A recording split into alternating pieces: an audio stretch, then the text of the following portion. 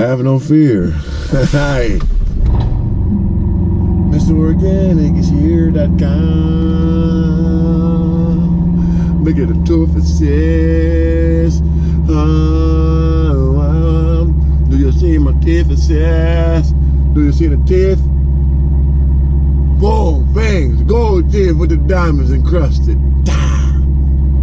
Shout out to everybody in the Organic Nation and the Gargoyle gang, the gang, Say it again. Gargoyle gang, the gang,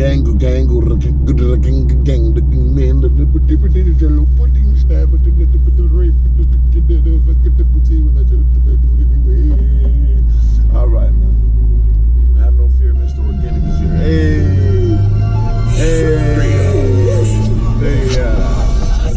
Feeling so tranquil. I'm feeling so tranquil. That's serenity.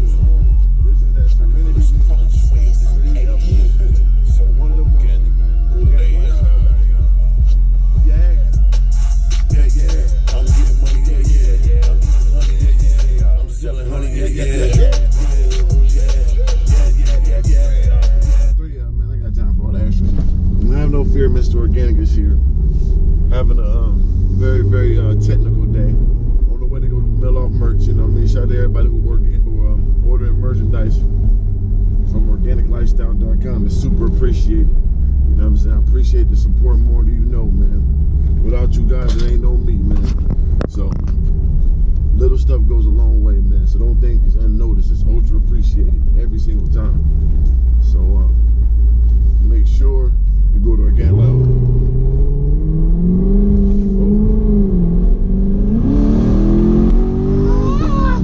Yeah! Eat it. Oh, the tongue got put in the butt. Oh, damn, baby. Have you been eating refried beans? Damn! Beating refried beans and they letting me know it, and I put it in the booty. Damn, baby!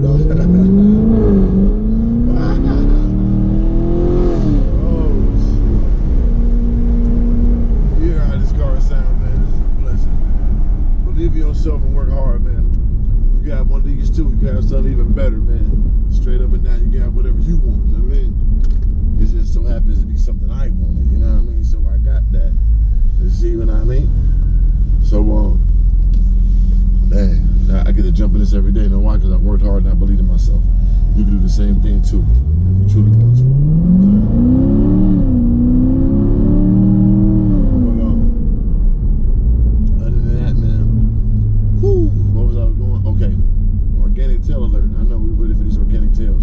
As you see in the thumbnail, this is a serious one. My bad, had a little booger in my nose.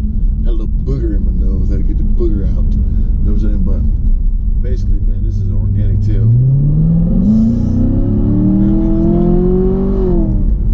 Give me all this.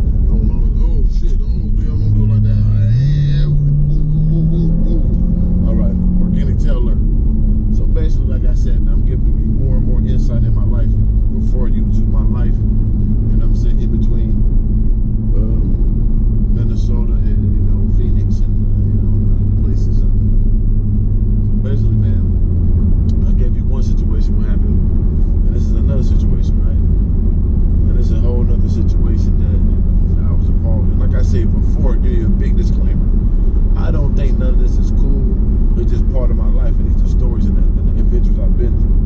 I wish I didn't go through this stuff. I wish I never put myself in a position to go through these situations, but that made me who I am, and it's part of my life.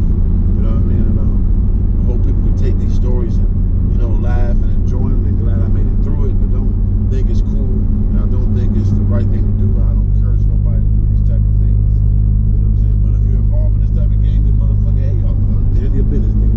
Be ferocious at all times. You know what I'm saying? Keep your head on the swivel. You know what I mean? Finger on the trigger. But basically, this is a situation when it was a crew of my people, man.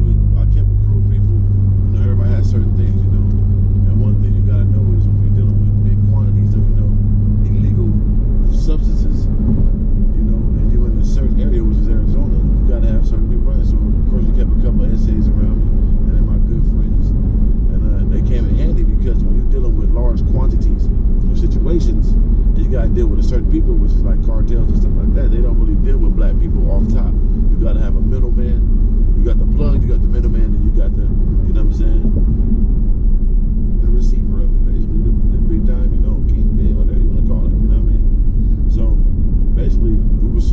we had different people in different positions to, you know, filter through. So one of my homeboys, you know, he knew a guy that was plugged in with a big time situation. But you know, we was in the robbing. We robbers.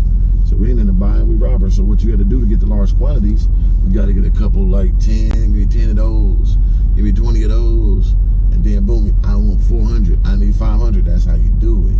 You know what I mean? You sucker them in. So you got to have a little bit of, you know, bread to do it. So we did about 2 of the 10s, give me 10, boop, give me 10, boop, give me 10, boop, give me 20, boop. Matter of fact, I need 500. Oh, okay, gotcha. So my essay homeboy, he just playing the role like he's still an essay. He playing the full essay role. You know what I'm saying? And he not telling them and showing them that he know niggas, which is, you know, us. If a motherfucking real cartel nigga see a nigga off a rip, it's gonna be a problem. He ain't gonna roll. It's gonna be a different situation, especially off the rip without introductions or shit like that. So he had it all lined up. We did, like I said, we did a couple 10s and a couple 20s. Then we went to the 500 piece, and that's the time we taking it. Now it's take time. You know what I mean? So we lined it up smooth too.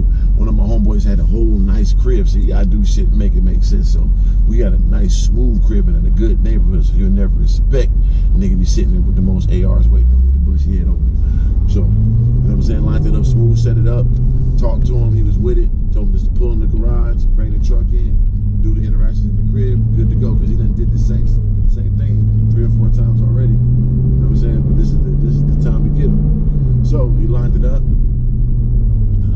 Me and my dog, I don't say the names. Let's just say Pooh Bear. Me and Pooh Bear and my dog Vultures were sitting in the front room waiting in the front room, locked and loaded, big 40 cal, big AR-15, big vested up, real goddamn, yeah, Sicario type situations, man. Looking like Big Taken 9, waiting on them, just sitting there patient. You know what I'm saying? Mind you, I'm still young, so this is like my second real lick that this magnitude. So you know I had to be extra. I got to show them I'm really with the shits, like I told you before in the other one. So as soon as they pull in the garage, we already know what's going on. I'm like, oh shit, here. You know what I'm saying? Pull in the garage, my man walk in first, and dude came around. As soon as he came around, you know me, I jump, hit the head, dot, bop, two pistol whips. They got to set the precedent, you know what I'm saying? I'm not into violence, I don't want to hurt nobody in this world, I don't condone it. But at the time, I was a maniac for the money, man. I was a money maniac. So I knew what you had to do was you got to instill pain and goddamn power instantly. So you got to bust that head, boop, boop. 2 whops of that head with that pistol, motherfucker, and go get the corroborating. I understand he came dolo too, with a whole motherfucking truck full, 500 whole pounds of the move, man. 500 pounds, nigga, in there. I'm like, oh shit. So hit that head 2 times, bang, bang, laid down smooth. It was cool, because it was nothing to him. That ain't nothing to a real boss, and he was a boss.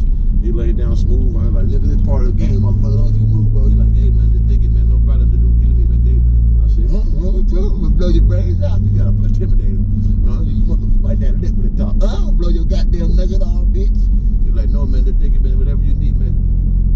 So I'm like, damn, this shit tight. Easy. So boom.